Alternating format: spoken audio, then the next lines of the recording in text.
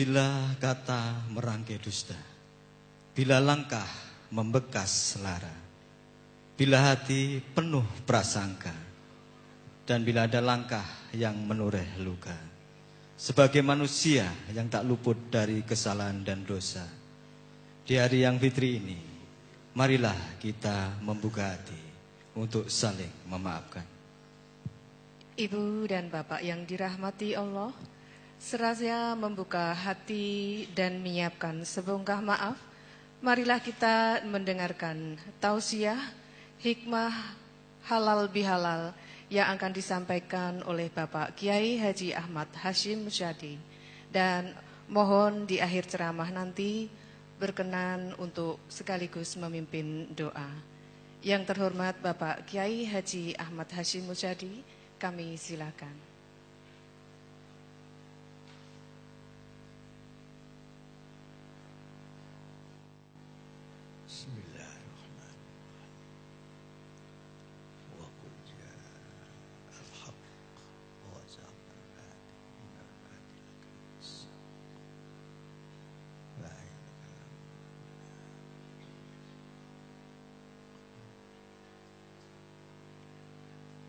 Assalamualaikum warahmatullahi wabarakatuh.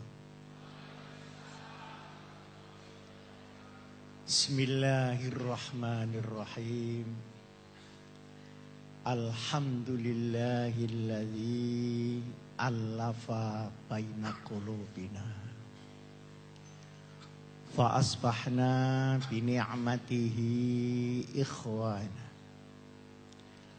Allahumma salli ala sayyidina wa maulana wa syafi'ina wa uswatina wa habibina wa qurrati a'yunina Muhammadin sallallahu alaihi wasallam wa ala alihi wa sahbihi ila yaumil qiyam. Rabbana atina min ladunka rahmah wa hayyi' lana min amrina rasyada. Yang terhormat Bapak Rektor Universitas Negeri Yogyakarta, dengan seluruh pimpinan universitas yang saya muliakan, bapak-bapak, ibu-ibu, guru besar, bapak ibu, para dosen, seluruh sivitas akademika, hadirin hadirat yang berbahagia. Idul Fitri adalah hari raya kemanusiaan. Yang berhari raya adalah manusia itu sendiri sebagai manusia. Manusia dan kemanusiaan. Manusia sebagai wujud, kemanusiaan sebagai makna daripada manusia itu. Ini bedanya dengan hari raya yang lain-lain. Biasanya hari raya yang lain-lain itu karena ada event tertentu. Karena ada kemerdekaan, maka ada hari raya namanya proklamasi 17 Agustus. Untuk siapa? Untuk Indonesia. Orang Thailand sudah tidak ngerti apa 17 Agustus itu. Ada hari ibu. Bapak-bapak belum tentu urusan itu hari ibu. Jurusan ibu-ibu gitu. Ada hari ulang tahun. Siapa yang berkepentingan? Ya, yang ulang tahun itu saja. Jadi event. Cuma dulu waktu Rasulullah Sallallahu Alaihi Wasallam, kalau ulang tahun itu dengan puasa. Nah, kita sekarang dengan makan besar. Ini bedanya Nabi Muhammad dengan Muhammad belakangan ini. Ketika Rasulullah ditanya mengapa kalau hari Senin Rasulullah sering berpuasa, jawabnya Yaumal Itsnain yauma wulidtu. Hari Senin hari saya dilahirkan. maka saya tandai dengan puasa. Sehingga proses selanjutnya ini makin dekat dengan Allah, dirinya makin bersih, begitu.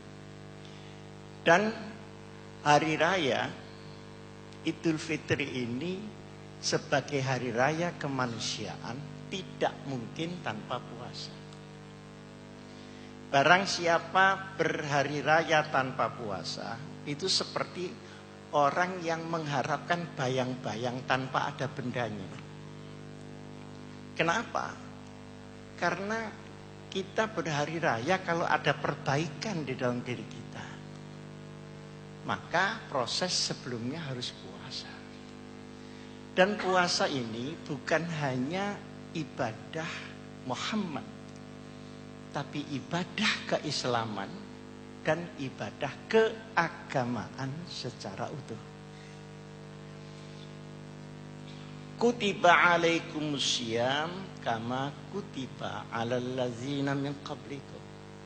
Jadi puasa ini zaman kita dan zaman generasi sebelum kita. Artinya total puasa itu diperlukan. Bahkan agama lain itu juga puasa. Katolik mengenal puasa, Hindu mengenal puasa, apalagi Buddha. Buddha itu lebih dahsyat puasanya dari kita orang Islam. Kalau pakai pakaian ihram yang kuning-kuning itu kalau ihramnya Pak Rektor kan putih-putih, ini yang Buddha ini kuning-kuning. Itu untuk jadi biksu, dia harus pakaian seperti itu 3 tahun. Nah, proses ini dia tidak boleh makan kecuali sedekahnya orang. Coba. Baru kalau sudah 21 tahun namanya Mahatera. Jadi dahsyat puasa di sana. Nah, kalau kita umroh ikhram 3 hari saja cepat-cepat minta copot, sehingga berani membayar kambing supaya tidak pakai. Nah, sehingga haji ifrat sama haji tamattu beda. Nah, banyak orang naik haji belum tahu bedanya tamattu sama ifrat. Ada teman saya namanya Haji Saleh, 2 kali sudah naik haji. Saya tanya, Pak Haji sampai nanti haji ifrat apa haji tamattu? Jawabnya, wah kalau saya kiai pancet saya. Lu pancet bagaimana? Pancet Haji Saleh. Jadi tidak ada perubahan apa-apa. Dikiranya tamattu sama ifrat itu nama orang. Para hadirin hadirat yang saya muliakan, maka puasa ini adalah kebutuhan kemanusiaan untuk mengembalikan manusia pada kemanusiaan. Saya bukan dokter, saya sangat awam di bidang kesehatan. Tapi setiap saya mau periksa, kenapa disuruh puasa? Kenapa? Puasa dulu Pak Sim. Tapi puasa, ya puasa mini lah, 3 jam, 4 jam. Berarti bahwa puasa adalah stabilitas untuk fisik kita. Nah, kalau ini diniati sebagai sebuah gerakan rohani, maka berubahlah yang fisik itu menjadi total, baik fisik maupun psikis. Di sini bedanya orang puasa sama telat makan. Itu serupa tetapi tidak sama. Ada ibu-ibu penjual kain gitu, karena mau hari raya gitu, laris sekali. Mau puasa Ramadan, saking larisnya, mulai pagi sampai sore dia tidak makan dan tidak minum. Loh, kalau gitu dihitung puasa saja, wah enggak bisa.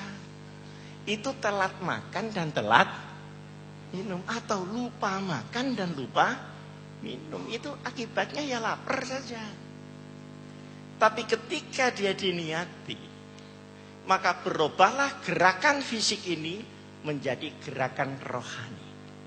Maka faktor niat di dalam puasa itu menjadi dominan. Tentu yang namanya niat tidak selalu diucapkan. Sekalipun diucapkan, lebih bagus untuk menuntun jalan pikiran. Tapi yang penting niat, puasa lillahi ta'ala. Maka akan berubah fisik menjadi psikis. Saya juga heran. Saya punya teman, orangnya kurus gitu. Tapi sakti dia. Ternyata saya tanya, kamu kok sakti? Jadi kalau kena senjata tajam itu tidak apa-apa. Ternyata karena puasa, bukan karena makan banyak. Nah, yang makan banyak itu kolesterol, itu, dan sebagainya dan sebagainya. Bagaimana bisa jadi orang lapar menjadi kebab? Disinilah Allah Subhanahu wa taala bersabda di dalam hadis qudsi, as-saumu li, puasa itu milik saya. Saya akan berikan apa saja yang saya mau pada proses puasa itu. Maka prinsipnya puasa ini adalah penjernihan, pelurusan, dan pengendalian terhadap semua kekuatan dinamika motorik yang ada di dalam diri kita. Kita punya nafsu, kita punya akal, kita punya rohani. Ini kekuatan-kekuatan power dahsyat di dalam diri manusia. Instrumennya namanya panca indera. Nah, para hadirin hadirat yang saya muliakan, nafsu ini bukan main. Dia ingin, dan ingin. Maka nafsu tidak boleh dipotong. Karena kalau dipotong, orang menjadi tidak punya keinginan. Jelek orang tidak punya keinginan. Glembosi. Jadi dia tidak ada spirit. Maka di dalam Islam, nafsu itu tidak dipotong, tapi dibersihkan, diluruskan, dan diberitahu tujuan yang terbaik. Banyak kemauan nafsu-nafsu, tetapi pada pokoknya 3. Nafsu harta, nafsu wanita, dan nafsu tahta. Nafsu harta tidak bisa dipotong. Silahkan orang kaya sekaya-kaya. Yang diatur oleh Islam, dari mana kau dapat dan untuk apa kamu melakukan. Bukan volume daripada harta kekayaan. Jadi jangan salah paham seakan-akan orang Islam yang soleh itu yang miskin, yang lemes, sudah batuk-batuk. Ini masuk surga duluan. Enggak lah, dia masuk rumah sakit duluan ya. Jadi tidak ada ukuran orang harus miskin, enggak ada. Nah, Rasulullah kaya pernah waktu berdagang, miskin juga pernah waktu menjadi buruh menimba, menjadi buruh mengembala, panglima pernah, kepala negara juga iya. Nah, sehingga kemiskinan itu tidak sama dengan keislaman. Nah, itu yang harta. Yang diurus cuma dari mana, untuk apa. Sudah itu aja. Dan dunia ini oleh Allah sudah disetting bahwa apa yang ada di dunia ini, di bumi Allah ini tidak akan ada habis-habisnya, dikuras rezekinya oleh seluruh generasi sampai hari kiamat. Nanam padi, tumbuh, dimakan, nanam, tumbuh lagi. Minyak di dalam disedot, dia nyumber lagi. Ini ada berita. Khusus minyak di seluruh dunia pada umumnya di bawah kaki umat Islam. Di mana Islamnya banyak, minyak di bawah banyak. Termasuk Indonesia. Cuma sayang Indonesia minyaknya dikasihkan orang lain. Nah, dia cukup komisioner saja, mengasihkan, ongkos mengasihkannya berapa. Nah, inilah Indonesia. Di Sudan itu sekarang pecah 2. Yang selatan banyak minyaknya, yang utara tidak ada minyaknya. Akhirnya yang selatan ini pisah, diambil oleh komunitas yang tidak muslim. Loh, setelah digali nggak ada minyaknya. Ternyata minyak itu juga bisa pariwisata, Pak, kemana-mana. Jadi di situ Allah mengaturnya. Jadi kita tidak usah takut kalau masing-masing kita ini kaya, bumi ini habis. Itu tidak. Dia akan terus diberi oleh Allah. Wa ma min dabbatin illa 'ala Allahi rizquha. Setiap gerak daripada makhluk Allah memberikan rezeki di situ. Kalau ada kata pasti ada nyamuk. Kalau ada nyamuk mesti ada orang. Karena nyamuk dengan orang berkolaborasi maka ada penyemprotan DDT. Semua ini adalah aturan Allah. Walan tajida li sunnatillahi tabdila. Aturan itu tidak diubah oleh Allah. Nah, kecuali bumi ini akan habis dan kurang untuk satu orang yang tamak. Tidak cukup ya. Dikasih bumi minta matahari, Pak. Dikasih tambang minta udara. Begitu terus orang. Mau menaklukkan planet-planet dan sebagainya. Sekarang orang pergi ke bulan. Nah, kemarin saya dari Madura. Ada seorang profesor cerita. Itu pesawat yang ke bulan bolak-balik. Katanya ada seorang peserta, Pak, kok tidak ke matahari, kenapa? Wah, ya enggak mungkin, Kiai, panasnya itu enggak. Lo berangkatnya malam, Pak.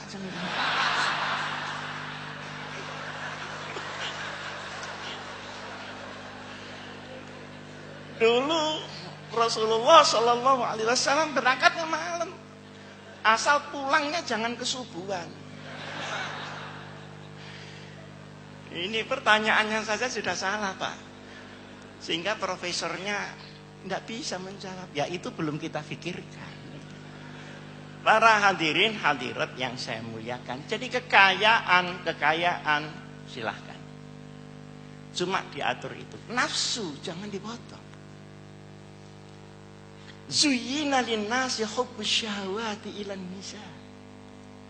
Jadi memang hiasan daripada manusia itu karena interaksi laki wanita, dan itulah keindahan. Kalau ndak ada itu ndak ada, Pak, indahnya. Ya laki-laki bareng laki-laki, perempuan bareng perempuan, ya nayeng secara bersama. Jadi tidak usah dipotong. Dari kawin tidak boleh, itu enggak lah. Enggak. Cuma caranya kawin bagaimana? Atas nama siapa? Nanti kalau hamil bagaimana? Kalau punya anak tanggung jawabnya bagaimana? Ar-rijalu qawwamuna 'alan nisa bima faddalallahu ba'dahum 'ala ba'd. Laki dan perempuan itu bukan tinggi rendah, Pak.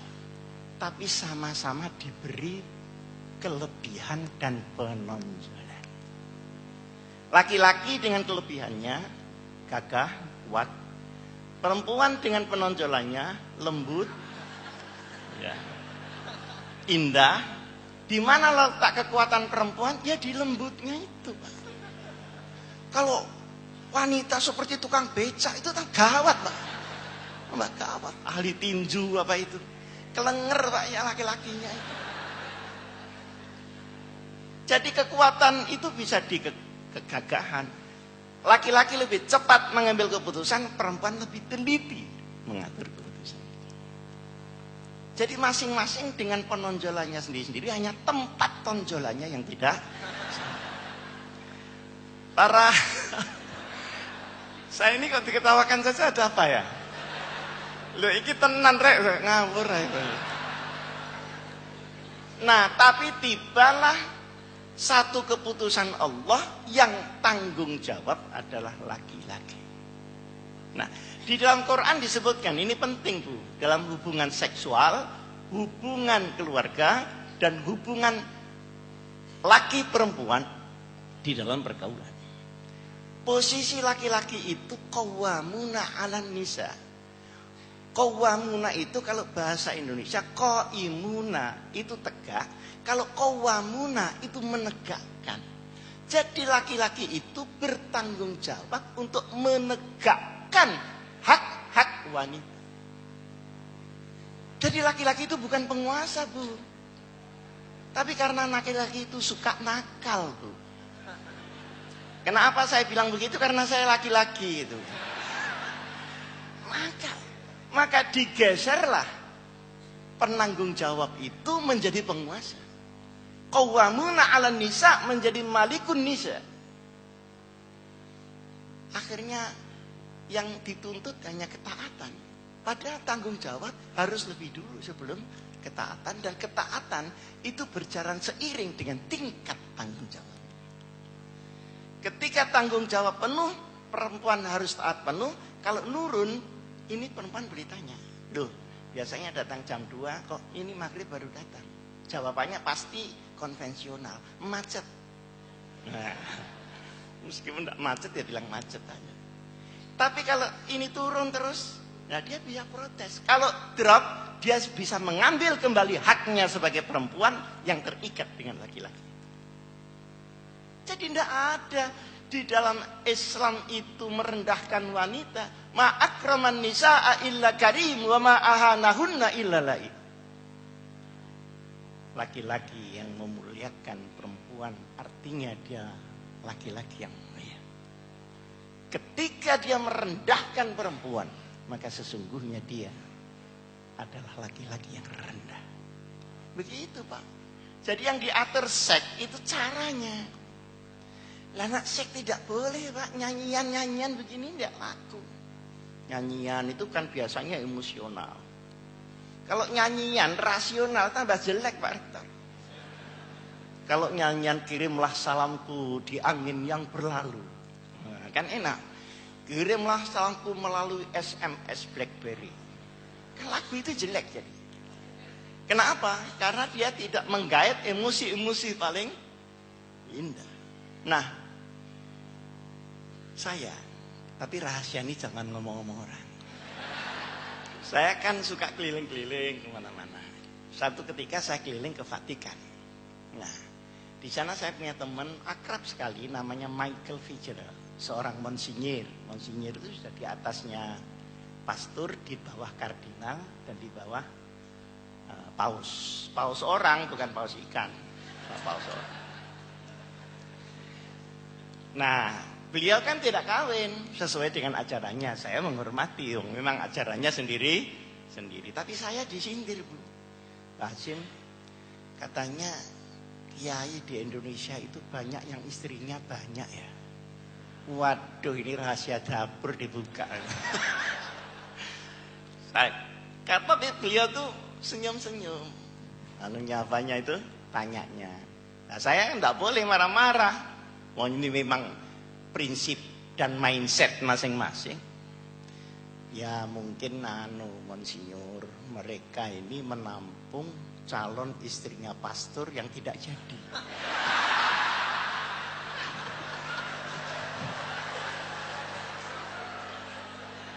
Kira-kira saja, ya daripada ada penolakan kan harus ada penampungan. Kalau tidak ada penampungan bisa terjadi pengangguran. Pengangguran ekonomi bisa utang, monsinyur. Pengangguran cinta ini berbahaya. Akhirnya mantuk-mantuk juga. Jadi di dalam Islam itu tidak ada pemotongan, ini tidak ada. Baik harta, kamu boleh jadi presiden sepresiden-presidennya, Pak. Presiden apa sajalah, mau presiden Indonesia, mau presiden Bank Dunia, mau presiden Spell, semuanya boleh. Yang diurus itu bagaimana proses kamu ke sana, dan kalau sudah kamu pegang itu untuk apa. Nah, sehingga puasa itu tadi dia akan menggiring nafsu ke sana. Sebab kalau tidak, maka tiga hal itu akan menyajikan tipuan-tipuan hebat yang akan menjerumuskan kita kepada asfala safili.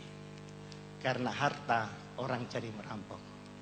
Tapi karena harta orang bisa mengangkat fakir miskin. Karena kawin rusak, maka ekonomi juga rusak, keluarga juga rusak, anak juga rusak. Tapi keluarga sakinah akan fid dunya hasanah wa fil akhirati hasanah. Seorang penguasa yang adil, kelasnya di dalam Islam itu di atas ulama yang amil. Karena kalau seperti saya, bisanya kan cuma ngomong ini baik, ini buruk. Tapi kalau imam, dia penguasa, dia harus membuktikan kebaikannya itu, menfaktakan di dalam masyarakat. Sementara saya cuma menyampaikan. Jadi kalau orang jadi wali kota, itu jangan seperti jadi wali Allah, Pak. Kalau wali Allah itu menyajikan norma. Kalau wali kota, itu sudah tidak an-nadzafatu minal iman lagi. Sudah harus membuat pasukan kuning supaya ini bersih. Oleh karenanya pejabat itu tidak perlu banyak-banyak dalil, Pak.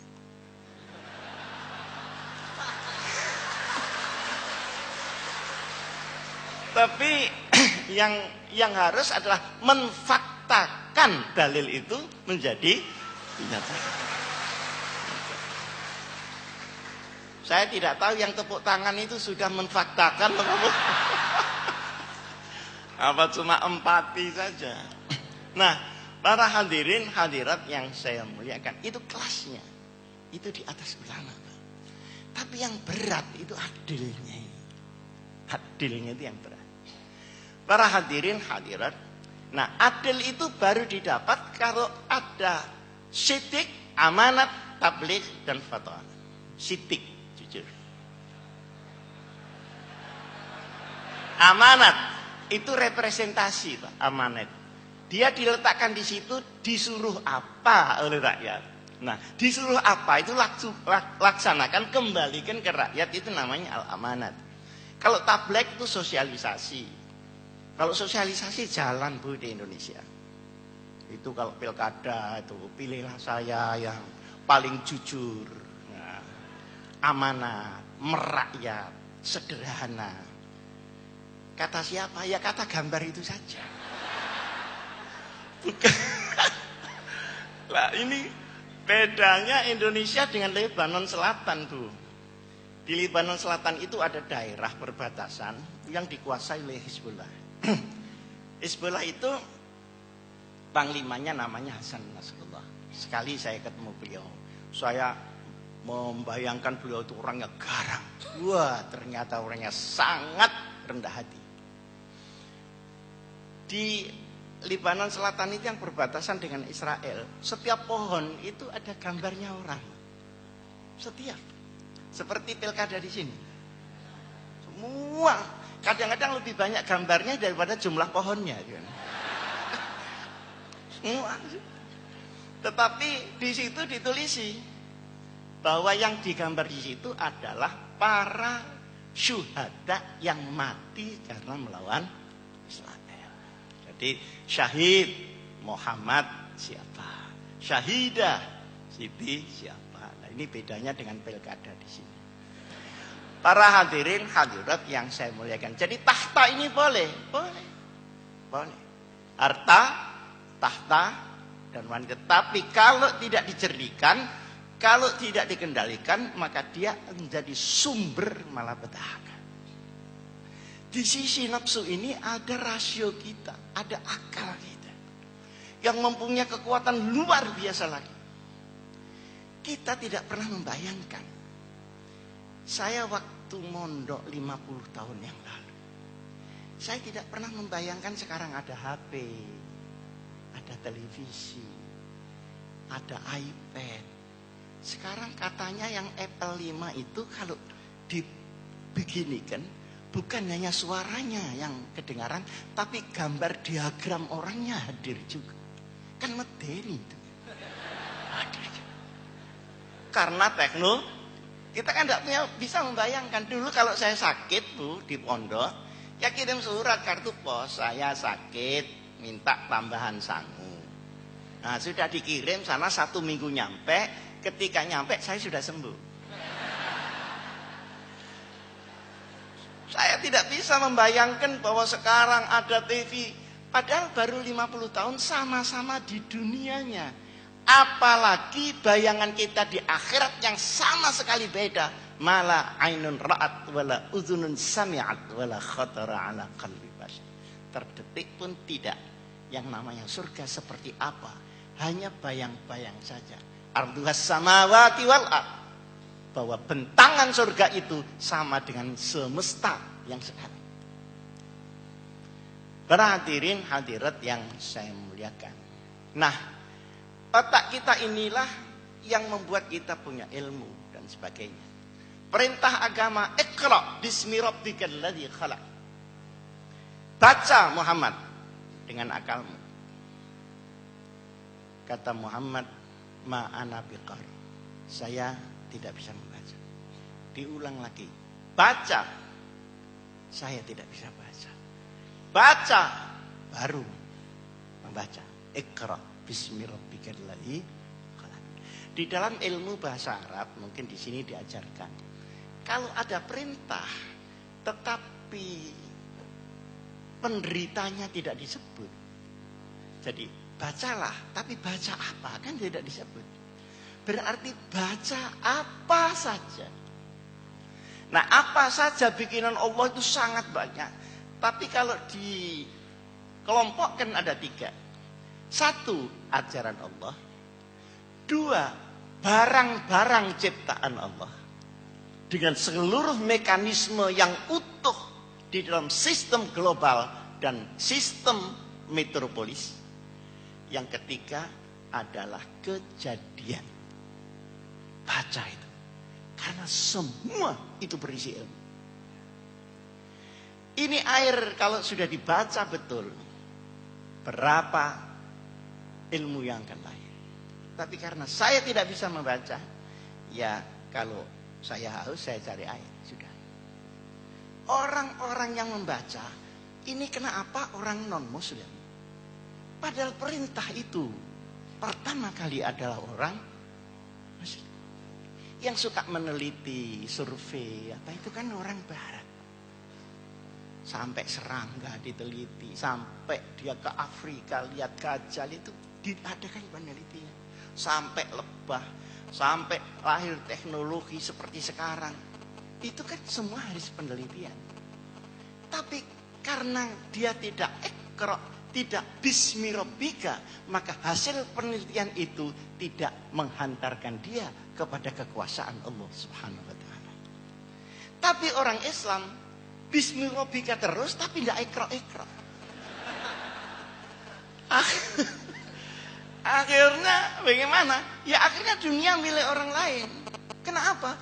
Karena Allah mempunyai sifat Rahman di samping sifat Rahim. Sifat Rahman itu yang amat kulla syai'.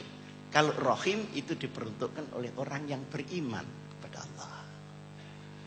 Jadi kalau ada orang Kristen sekolah dokter, bisa enggak jadi dokter? Bisa. Ada orang NU anak buahnya Pak Rektor tidak sekolah dokter. Bisa enggak jadi dokter? Enggak bisa, jadi dukun sudah alhamdulillah. Nah artinya hamparan ini diberikan kepada semuanya. Ini yang namanya rahmatan lil alamin. Perhatikan baik-baik. Kita ini Iqra ndak apa, kita ini bismi rabbika ndak Iqra. Sementara orang barat Iqra terus tidak pakai bismi rabbika, padahal perintahnya Iqra bismi rabbika. Dan setiap ajaran Islam itu tidak mesti mengumpul di negeri Islam. Sebagian mungkin ya, sebagian yang lain itu terserak di mana-mana. Saya baru dari Taiwan. Di sana itu negaranya ateis. Tetapi sangat menjunjung kejujuran. Rombongan saya ketinggalan kopernya di stasiun. Diantar ke hotel. Ada teman saya juga yang HP-nya ketinggalan. Di taksi kembali, Pak. Ini negara ateis. Jadi barang hilang itu kembali. Nah di Indonesia barang ada hilang. Padahal semuanya bilang la ilaha illallah. Jadi nanti rapot kita itu seperti rapot di universitas begitu Pak. La ilaha illallah dapat 9. Sholat dapat 6. Mungkin puasa dapat 3. Kejujuran ndok.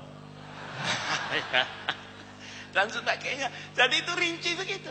Nah, setiap item berada dimanapun dia akan menumbuhkan kerahmatan di tempat itu, sekalipun tempat itu bukan daerah umat Muhammad Rasulullah.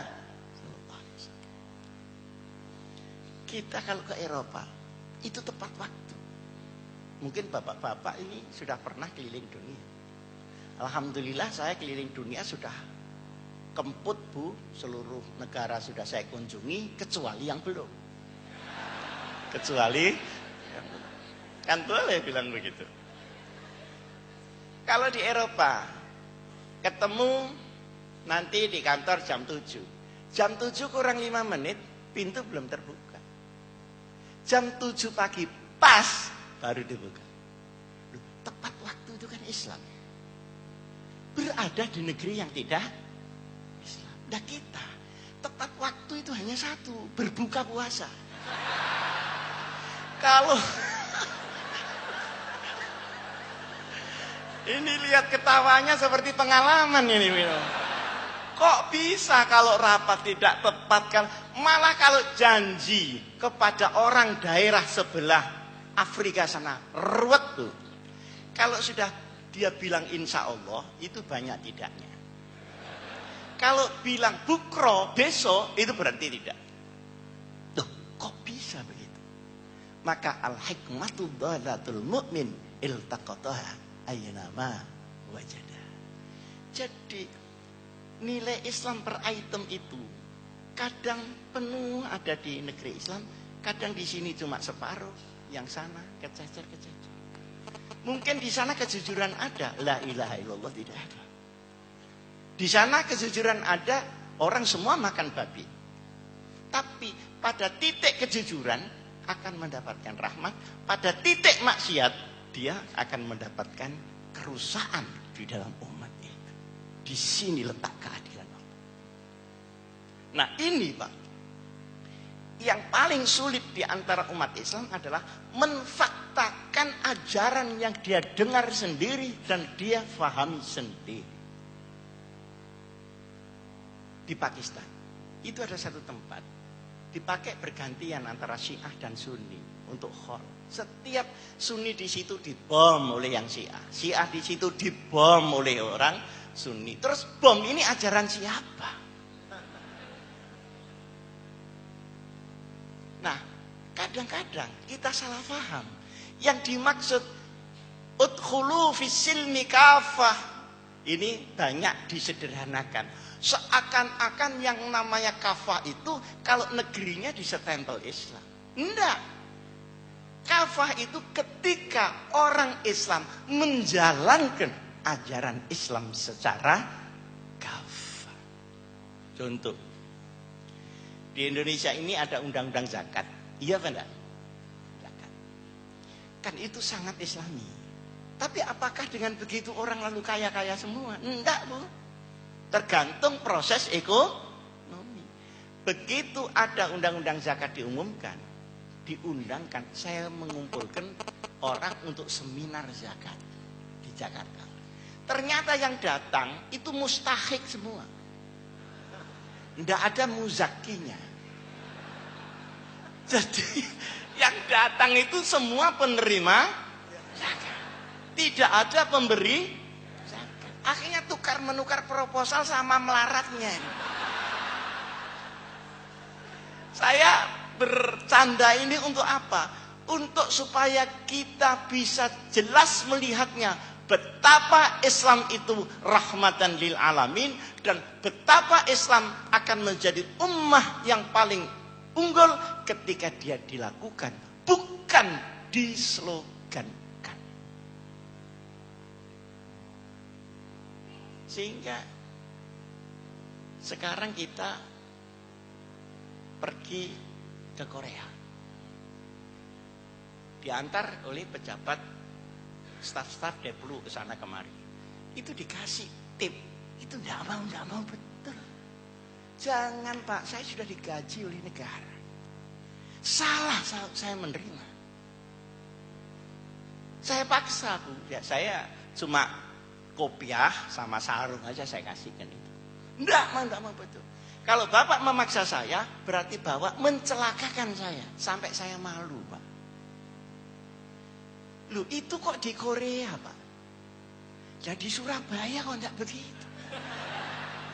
Iki nek gak ngenei medhit kancane wong iku. Pahit.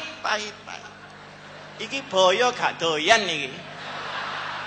Saking pahite wis diuntal gelepe maneh wong iku. Jadi ini bagaimana? Bagaimana ini? Ini satu contoh di sana dan contoh di sini. Untuk kita melihat bagaimana Idul Fitri sebagai kemanusiaan, bukan hanya keislaman, Idul Fitri.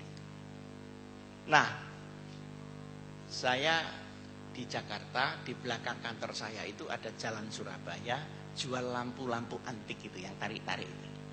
Nah, kalau antik harganya mahal Bu, 2,5 juta. Nah, kalau yang baru, cetakan baru itu cuma 650. Saya minta yang kuno Pak. Oh iya tinggal satu Pak Haji, panggil saya Pak Haji. Setelah saya lihat, loh ini kan baru ini, tidak kuno ini. Loh Pak ini baru Pak, bukan kuno Pak. Jawabnya dia bagaimana? Bapak ini pembeli kok rewel. Sampean biarkan sendiri, lama-lama kuno sendiri.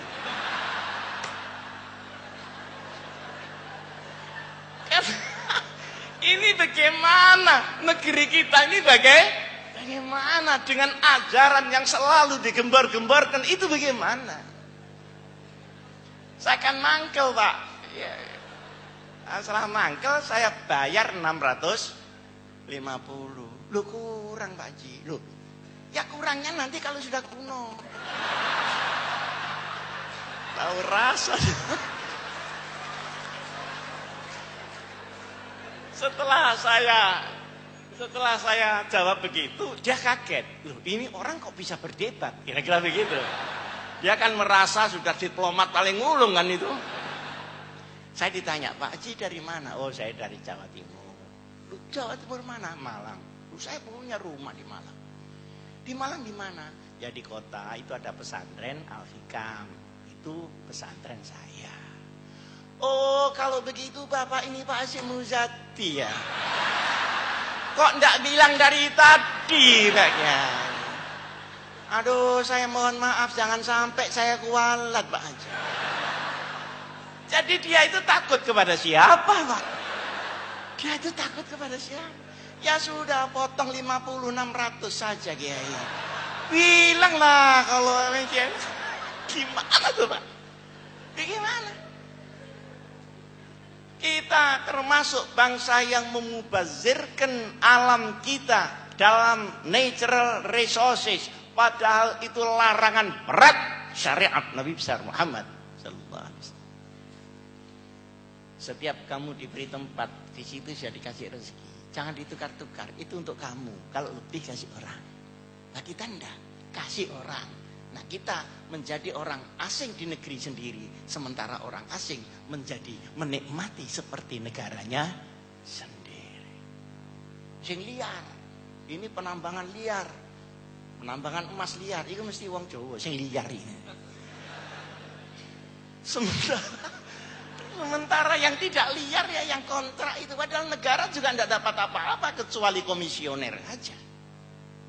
Innal mubazzir Dirina kanu ikhwanas syayatin. Jadi dimensi mubazir itu mulai pribadi sampai keluarga, sampai komunitas, sampai negara.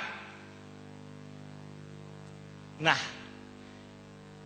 di dalam otak kita ini penuh ilmu dan kekuatan. Tapi kalau tidak diluruskan dengan hidayah, maka ilmu bisa menjadi mubazir dan ilmu bisa menjadi berbahaya. Tetapi kalau ilmu bersama-sama dengan hidayah Allah, maka ilmu akan menjadi manfaat.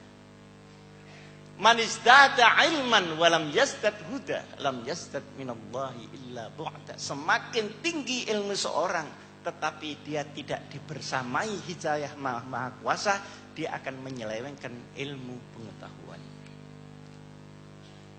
Sarjana hukum, penegak hukum ada, pembela hukum juga ada, tapi yang makelaran hukum juga ada, yang jual pasal-pasal hukum juga ada. Dan sekarang banyak sarjana hukum yang masuk hukuman. Saya, tapi ya rahasia lagi nih kayaknya. Saya kan baru ceramah dari Sukamiskin, Masya Allah Bu, sarjana hukumnya Bu, Allah, M.Hum, MM apa lagi. Artinya apa? Law is the thing and justice is the other thing. Bahwa hukum sesuatu, tapi keadilan adalah anugerah Allah Subhanahu wa ta'ala. Bagaimana proses hukum menjadi keadilan? Tidak berada pada kurikulum universitas, tapi dia munajat kepada Allah Subhanahu wa ta'ala. Dan itu tidak hanya hukum. Yang rusak ekonomi pasti ahli ekonomi lah. Yang rusak hutan di Kalimantan itu bukan orang hutan loh Bu. Kalau orang hutannya au.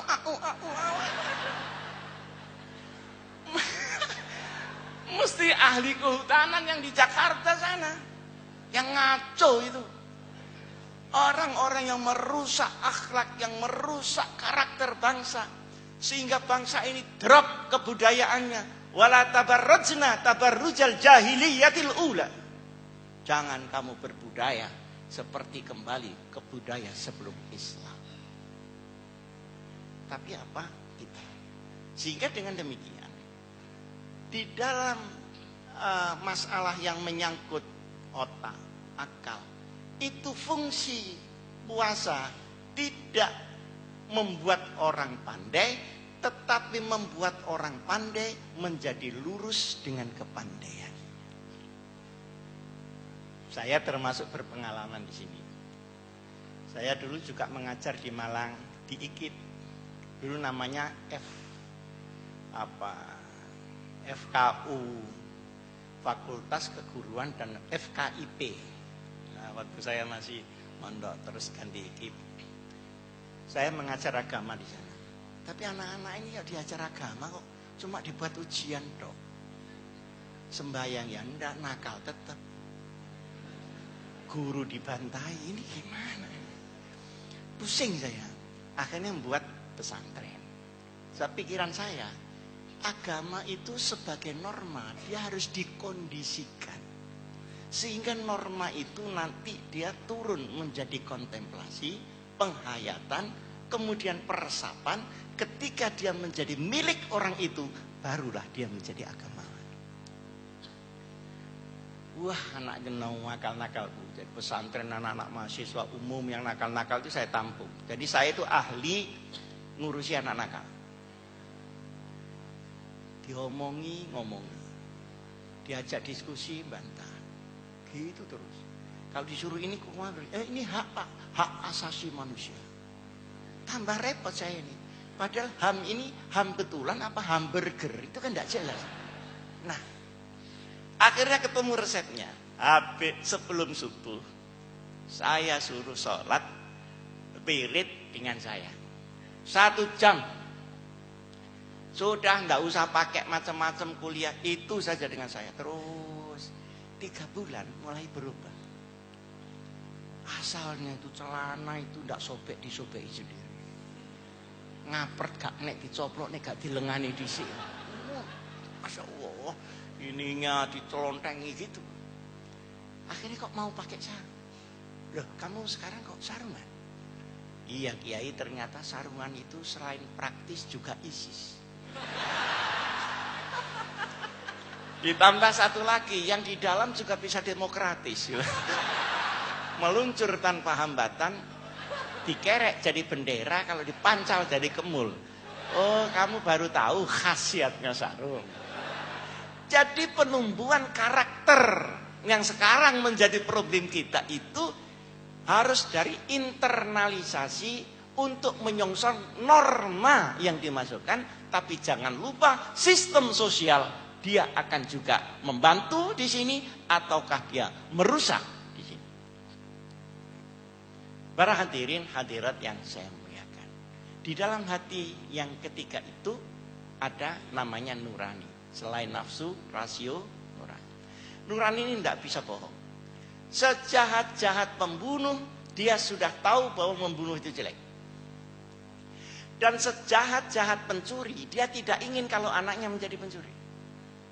Kecuali pencuri yang sudah mengong.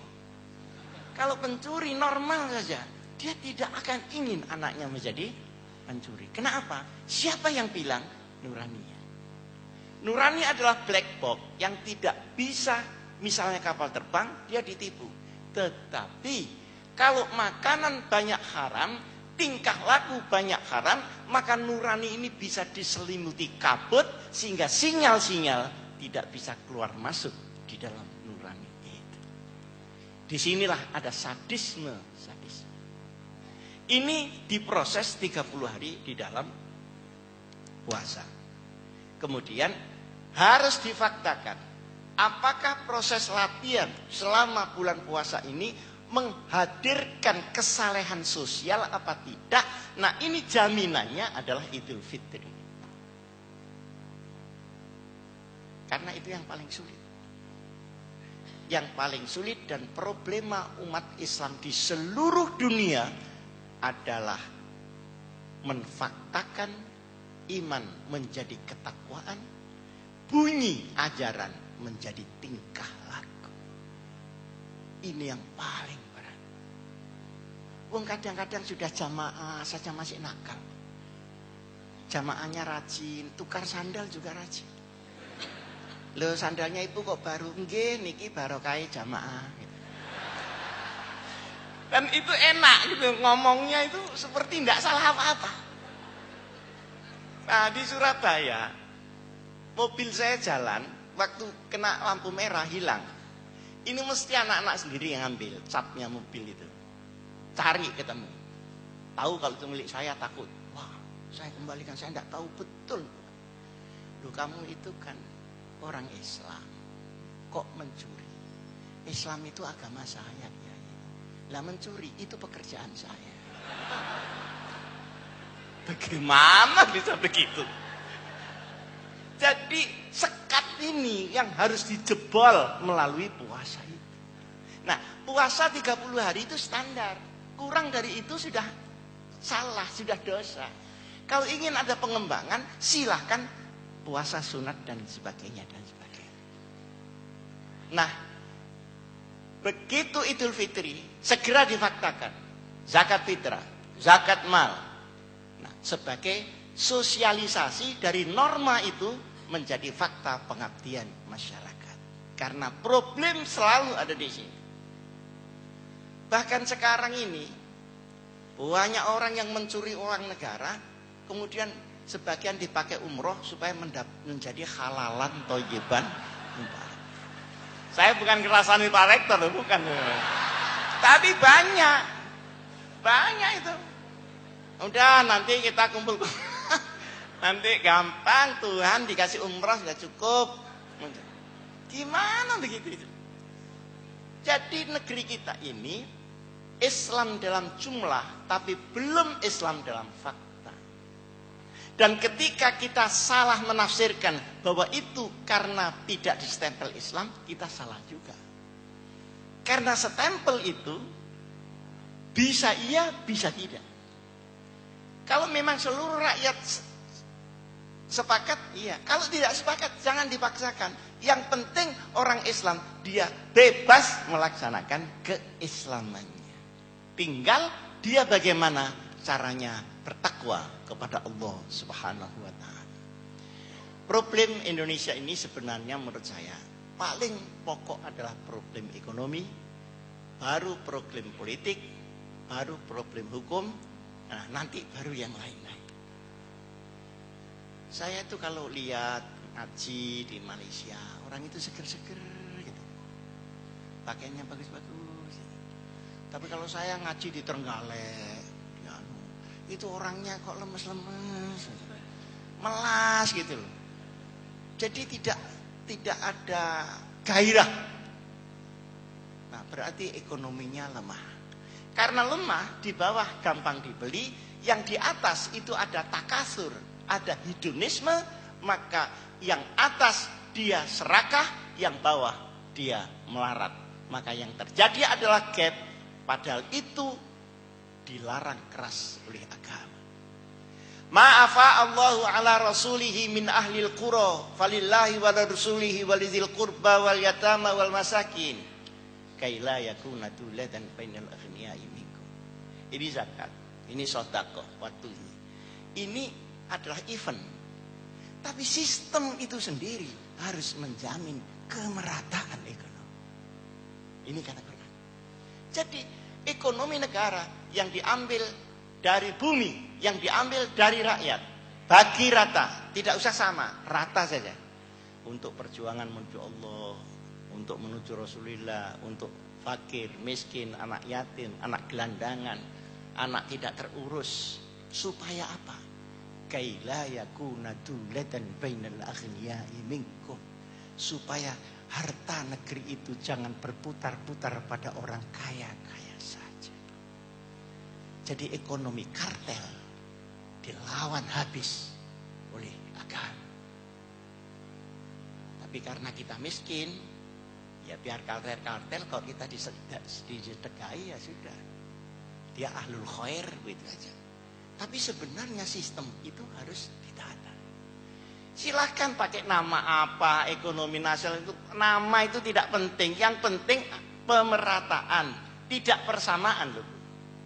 Karena orang tambal ban tidak mungkin dia mempunyai rezeki sama dengan yang punya pabrik ban, kan tidak mungkin. Tapi sama-sama dapat begitu. Sama-sama barokah, halalan, thayyiban, mubarakah. Orang miskin bisa bahagia, orang kaya bisa bahagia. Orang miskin bisa nekat, orang kaya pun yang rusak karena kekayaannya semakin banyak. Disinilah bedanya rahmat dengan istidraj. Rahmat adalah pemberian Allah yang halal dan Allah ridho memberinya, sehingga menjadi berkah di dunia wal akhirat. Istidraj adalah pemberian Allah karena dia memaksa, karena dia melakukan hal-hal yang tidak baik untuk rezeki itu, maka Allah memberinya tetapi tidak meridhoinya. Maka akibatnya adalah dia dinikmatkan sebentar, kemudian dihancurkan di belakang hari. Monggo diunjuk. Nah, ini kan sopan. Tapi nek mangkal masuk ngono. Wis entekno iki sak gelas-gelase pisan. Itu berarti kan istidraj. Wa sanastadrijuhum min haitsu la ya'lamun. Dia memaksa menjabat ini itu ngawur. Akhirnya menjabat 2 tahun, masuk KPK 6 tahun. Akhirnya kan rugi total 4 tahun kan. Nah, disinilah masalahnya.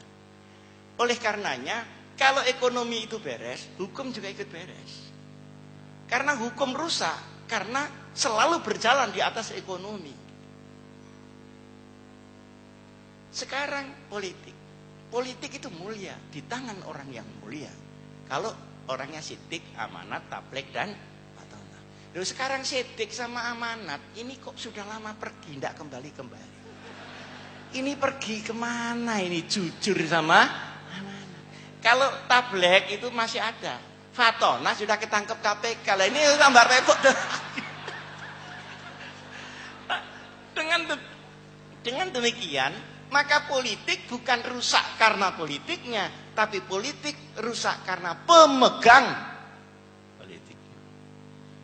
Jadi kalau teori politik bagus, buktinya ada fakultas politik, fakultas ilmu sosial dan politik penataan negara. Tetapi ketika dia di tangan orang yang tidak baik, atau sistemnya tidak baik, maka akan terjadi yang sebaliknya. Mudah-mudahan obrolan saya ke sana kemari ini ada gunanya. Yang penting di dalam Idul Fitri ini kita merayakan diri kita sebagai manusia yang harus ada kemanusiaan. Orang-orang yang beragama tetapi tidak menumbuhkan kemanusiaan, itu diancam oleh Allah sebagai pendusta agama. Ara'aital ladzi yukadzibu biddin, fadzalikal ladzi yad'ul yatim wala yahuddu ala ta'amil. Kamu ingin tahu ada orang agama Islam tapi sesungguhnya mendustakan agamanya sendiri, yakni ketika tauhid dan ibadahnya tidak tembus kepada insaniah dan humanity-nya. Karena kalau ini tidak tembus, rahmatan lil alaminya di mana? Wong Islam itu tidak hanya rahmatan lil muslimin, tapi rahmatan lil alamin. Orang-orang non muslim itu kalau Islam ini dilakukan sesungguhnya, dia ikut kena payungnya. Ada cerita. Ada seorang Yahudi dari Mesir, rumahnya di Fustot, sekarang Kairo. Itu tanah dirampas oleh gubernur Mesir, namanya Amr bin As. Nah, lapor kepada Sayyidina Umar Khalifah. Ini saya punya tanah, dirampas sama gubernur, didirikan masjid. Saya tidak terima, saya minta dikembalikan tanah saya. Apa yang dilakukan Sayyidina Umar? Langsung kirim surat, kembalikan tanahnya kepada orang Yahudi, bikin masjid yang lebih besar di tempat yang lain, bongkar masjid itu. Coba. Jadi wa idza hakamtum fahkumu bainan nas bil adl. Tidak hanya berlaku untuk orang Islam. Coba kita, Pak, jadi hakim begitu, song Yahudi ajarno enten-enten apa? Enggak bisa. Dia mengani hak asasi manusia itu. Akhirnya dibawalah surat ini ke Amr bin As. Kemudian Amr bin As perintahkan untuk membongkar masjid itu. Sebelum dibongkar, orang Yahudi mengatakan, ini tidak usah dibongkar, saya wakafkan tanah saya, dan mulai sekarang saya ucapkan asyhadu an la ilaha illallah wa asyhadu anna Muhammadan Rasulullah. Masuk Islam. Jadi sebenarnya Mitsaqul Madinah pada tahun ke-6 dari hijrah Rasulullah sallallahu alaihi wasallam. Ini kok diam saja ada apa ya? Mendengarkan Anda ini? Oh iya. Saya ngomong sendiri gak ngono andeleming apa-apa. Wah, keren. Ibu-ibu enggak ngantuk ya? Nah, jangan ngantuk, yang atas semangat, bawah ngantuk enggak jadi. Nah, itu saya mau cerita apa tadi?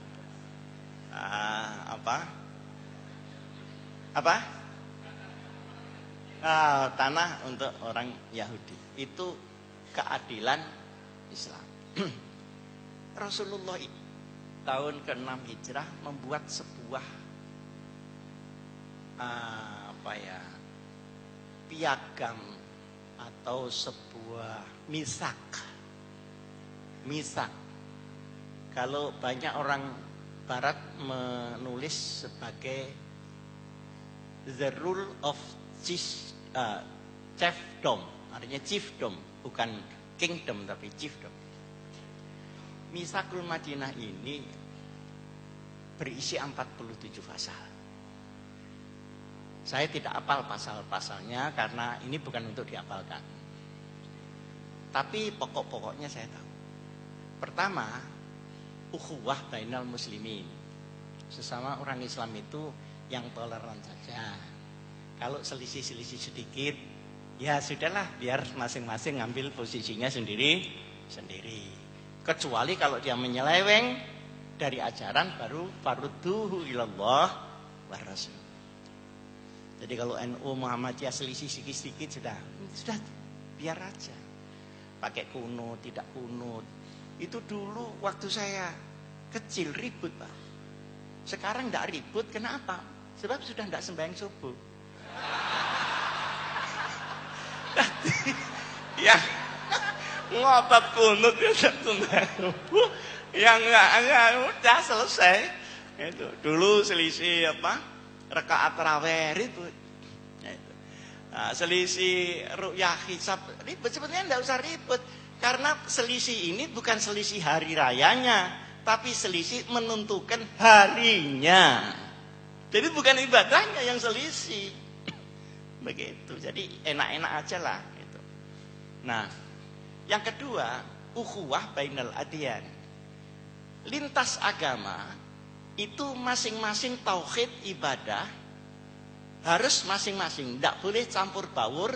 Jadi tidak ada pluralisme teologis. Yang ada adalah pluralisme sosiologis. Nah, untuk sosiologis ini dipilih masalah-masalah yang sekuler, yang tidak langsung kena syariat, silahkan diberi kebebasan dalam civil society di dalam Mitsaqul Madinah, Piagam Madinah. Luar biasa, Pak. Jadi KTP, keselamatan, keamanan, keselamatan, pendidikan dan sebagainya dijamin. Lalu ada lagi butir yang ketiga yang luar biasa. Kalau Madinah diserang musuh, maka seluruh jajaran harus bersama-sama melawan musuh itu, tidak peduli agamanya. Jadi ada faham sya'biyah di sini, nasionalisme. Inilah yang diikuti oleh para ulama-ulama Indonesia sehingga Indonesia ini relatif tentram. Kalau yang keras-keras itu kan baru-baru ini saja kan, Bu.